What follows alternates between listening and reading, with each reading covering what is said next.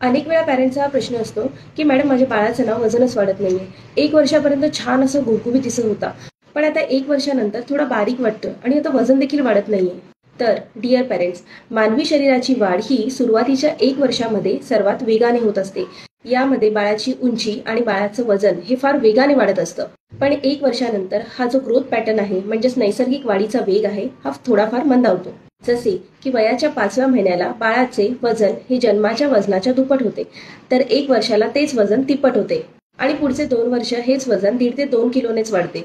याशिवाय 1 वर्षानंतर बाळ हे चालायला लागते, पळायला लागते, खेळायला लागते आणि यामुळेच त्याची ऊर्जा ही जास्त खर्च होते आणि यामुळेच त्यांनी खाल्लेलं अन्न हे शरीर वाढीसाठी आणि ऊर्जेसाठी लागतं.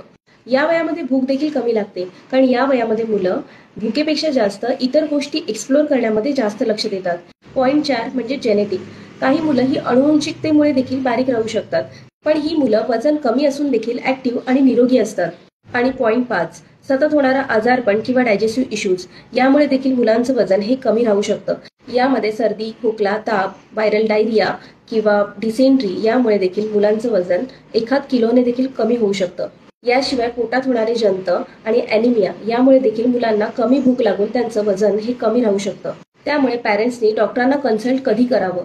जर का मुलाच्या वजनामध्ये वाढच होत नाहीये किंवा ते वजन हळूहळू कमी होऊ लागलंय, जर का तुमचं मूल ऍक्टिव्ह नाहीये, दिवसभर झोपून पडून राहतं किंवा सारखं सारखं आजारी पडतं, याशिवाय वजनासोबतच मुलांची उंची देखील व्यवस्थित वाढत नाहीये, तर त्यावेळी डॉक्टरांना नक्की कन्सल्ट करावं.